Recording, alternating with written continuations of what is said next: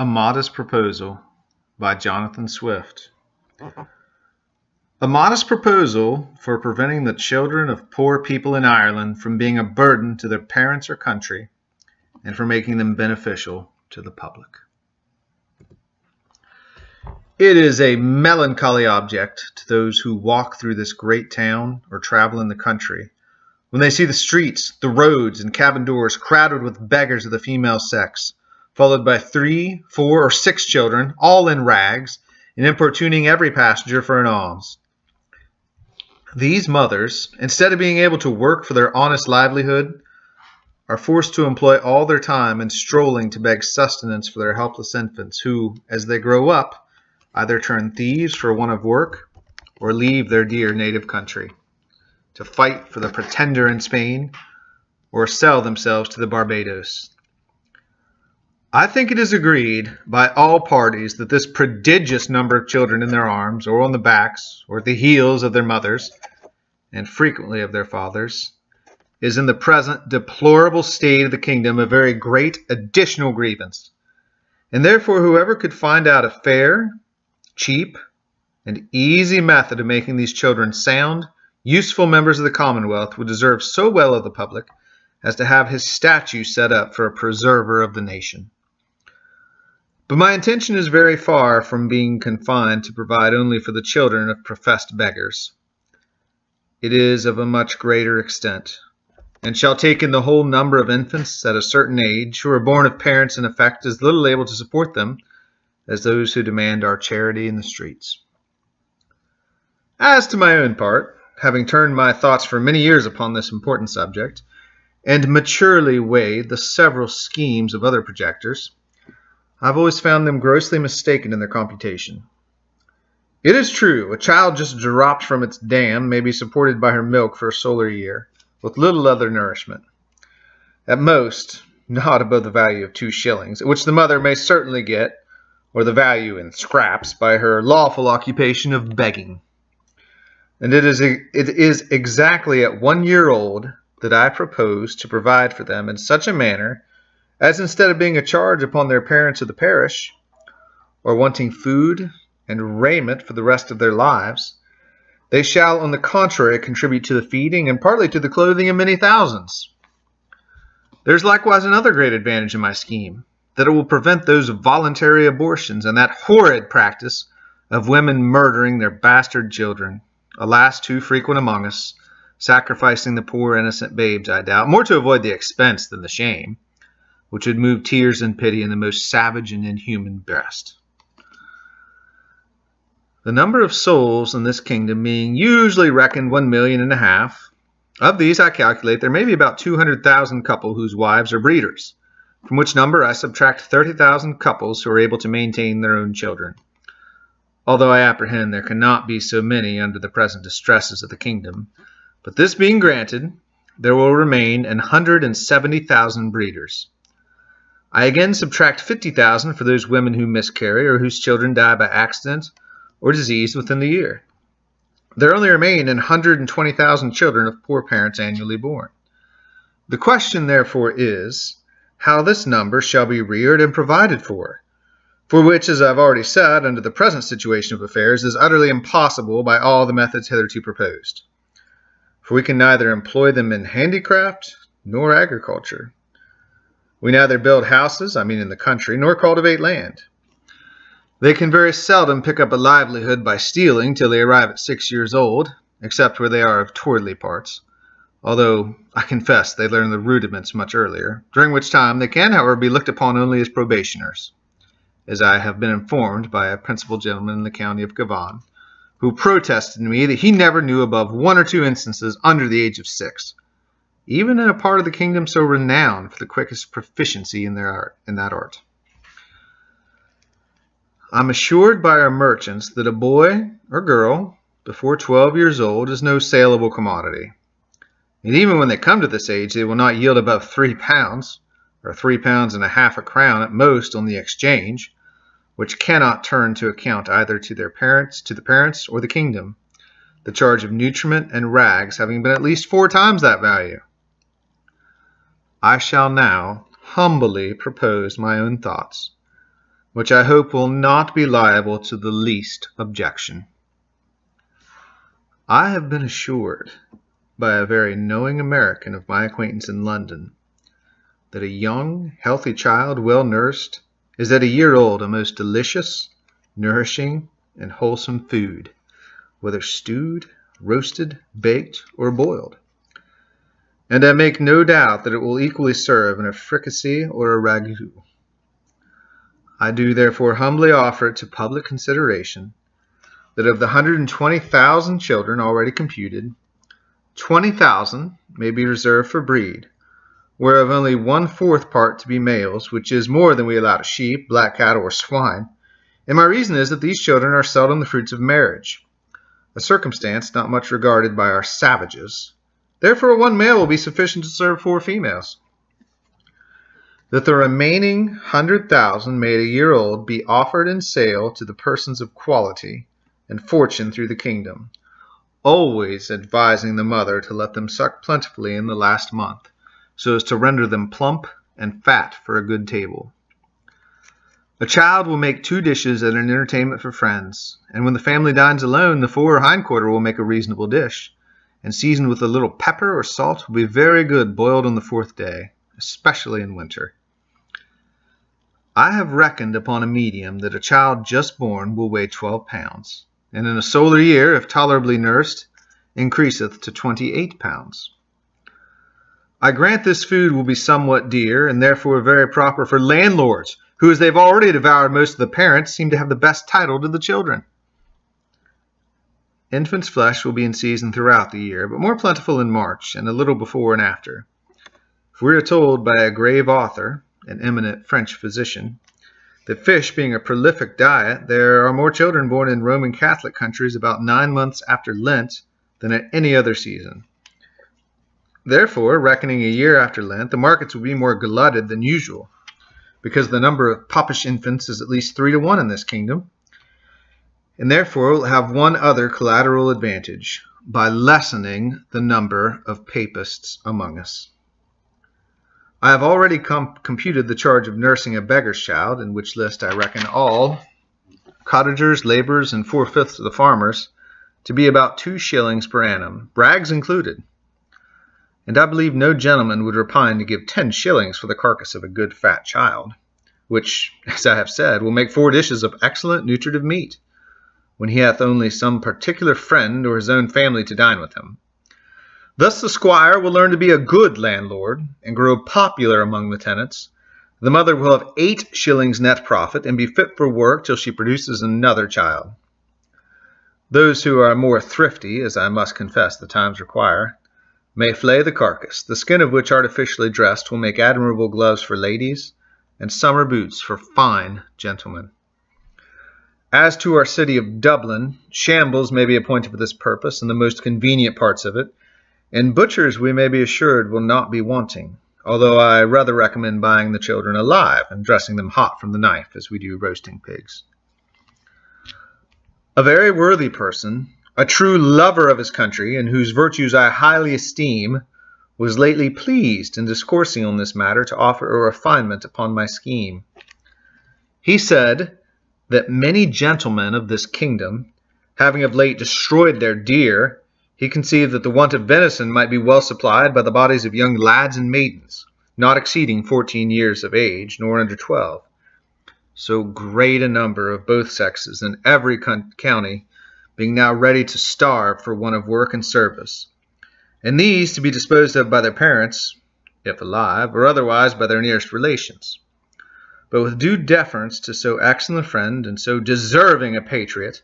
I cannot be altogether in his sentiments. For as to the males, my American acquaintance assured me from frequent experience that their flesh was generally tough and lean, like that of our schoolboys by continual exercise, and their taste disagreeable, and to fatten them would not answer the charge. Then as to the females, it would, I think, with humble submission, be a loss to the public, because they soon would become breeders themselves, and besides, it is not improbable that some scrupulous people might be apt to censure such a practice, although indeed very unjustly, as a little bordering upon cruelty. which I confess hath always been with me the strongest objection against any project, how well soever intended. But in order to justify my friend, he confessed that this expedient was put into his head by the famous Salmanazar, a native of the island Formosa, who came from thence to London above 20 years ago, and in conversation told my friend that in his country, when any young person happened to be put to death, the executioner sold the carcass to persons of quality as a prime dainty, and that in his time the body of a plump girl of 15 who was crucified for an attempt to poison the emperor was sold to his Imperial Majesty's Prime Minister of State and other great mandarins of the court in joints from the gibbet at 400 crowns. Neither indeed can I deny that if the same use were made of several plump young girls in this town, who without one single groat to their fortunes cannot stir abroad without a chair, and appear at the playhouse and assemblies and foreign fineries, which they never will pay for, the kingdom would not be the worse. Some persons of a desponding spirit are in great concern about that vast number of poor people who are aged, diseased, maimed, and I have been desired to employ my thoughts what course may be taken to ease the nation of so grievous an encumbrance. But I am not in the least pain upon that matter, because it is very well known that they are every day dying and rotting by cold and famine and filth and vermin as fast as can be reasonably expected. And as to the younger laborers, they are now in almost as hopeful a condition. They cannot get work, and consequently pine away for want of nourishment to a degree that if at any time they are accidentally hired to common labor, they have not strength to perform it. And thus the country and themselves are happily delivered from the evils to come. I have too long digressed, and therefore shall return to my subject. I think the advantages of the proposal which I have made are obvious and many, as well as of the highest importance. For first, as I have already observed, it would greatly lessen the number of papists with whom we are yearly overrun, being the principal breeders of the nation as well as our most dangerous enemies, and who stay at home on purpose to deliver the kingdom to the pretender, hoping to take their advantage by the absence of so many good Protestants, who have chosen rather to leave their country than stay at home and pay tithes against their conscience to an episcopal curate. Secondly, the poor tenants will have something valuable of their own, which by law may be made liable to distress, and help to pay their landlord's rent, their corn and cattle being already seized, and money a thing unknown. Thirdly, whereas the maintenance of 100,000 children from 2 years old and upwards cannot be computed at less than 10 shillings apiece per annum, the nation's stock will be thereby increased 50,000 pounds per annum. Besides the profit of a new dish introduced to the tables of all gentlemen of fortune in the kingdom who have any refinement and taste. And the money will circulate among ourselves, the goods being entirely of our own growth and manufacture. Fourthly, the constant breeders, besides the gain of 8 shillings sterling per annum by the sale of their children, will be rid of the charge of maintaining them after the first year. Fifthly, this food would likewise bring great custom to taverns, where the vintners will certainly be so prudent as to procure the best receipts for dressing it to perfection, and consequently have their house frequented by all the fine gentlemen who justly value themselves upon their knowledge in good eating, and a skillful cook, who understands how to oblige his guests, will contrive to make it as expensive as they please. Sixthly, this would be a great inducement to marriage, which all wise nations have either encouraged by rewards or enforced by laws and penalties. It would increase the care and tenderness of mothers towards their children, when they were sure of a settlement for life to the poor babes, provided in some sort by the public for their annual profit instead of expense. We should see an honest emulation among the married women, which of them could bring the fattest child to the market. Men would become as fond of their wives during the time of pregnancy as they are now to their mares and foal, their cows and calf, or sows when they are ready to farrow, nor offer to beat or kick them, as is too frequent a practice for fear of a miscarriage. Many other advantages might be enumerated. For instance, the addition of some 1,000 carcasses in our exportation of barreled beef, the propagation of swine's flesh, and improvement in the art of making good bacon, so much wanted among us by the great destruction of pigs, too frequent at our tables, which are no way comparable in taste or magnificence to a well-grown fat yearling child, which roasted whole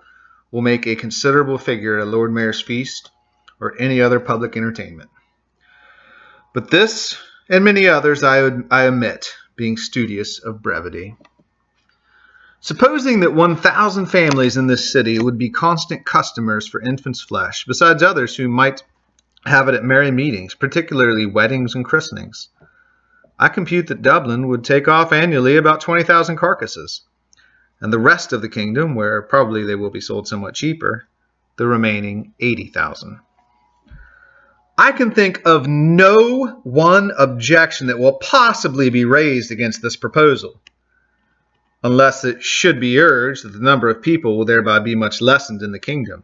This I freely own, and it was indeed one principal design in offering it to the world. I desire the reader will observe that I calculate my remedy for this one individual kingdom of Ireland, and for no other that ever was, is, or I think ever can be upon earth. Therefore let no man talk to me of other expedients, of taxing our absentees at 5 shillings a pound, of using neither clothes nor household furniture except what is of our own growth and manufacture, of utterly rejecting the materials and instruments that promote foreign luxury, of curing the expensiveness of pride, vanity, idleness, and gaming in our women, of introducing a vein of parsimony, prudence, and temperance, of learning to love our country, in the want of which we differ even from Laplanders, the inhabitants of Tapanamboo, of quitting our animosities and factions, nor acting any longer like the Jews who were murdering one another at the very moment their city was taken, of being a little cautious not to sell our country and conscience for nothing, of teaching landlords to have at least 1 degree of mercy towards their tenants, lastly,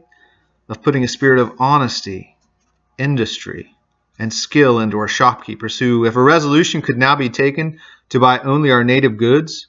would immediately unite to cheat and exact upon us in the price, the measure, and the goodness, nor could ever yet be brought to make one fair proposal of just dealing, though often and earnestly invited to it. Therefore I repeat, let no man talk to me of these and the like expedients, till he hath at least some glimpse of hope that there will ever be some hearty and sincere attempt to put them in practice. But as to myself, having been wearied out for many years with offering vain, idle, visionary thoughts, and at length utterly despairing of success, I fortunately fell upon this proposal, which, as it is wholly new, so it hath something solid and real, of no expense and little trouble, full in our own power, and whereby we can incur no danger in disobliging England. For this kind of commodity will not bear exportation, the flesh being of too tender a consistence to admit a long continuance in salt, although perhaps I could name a country which would be glad to heat up our whole nation without it.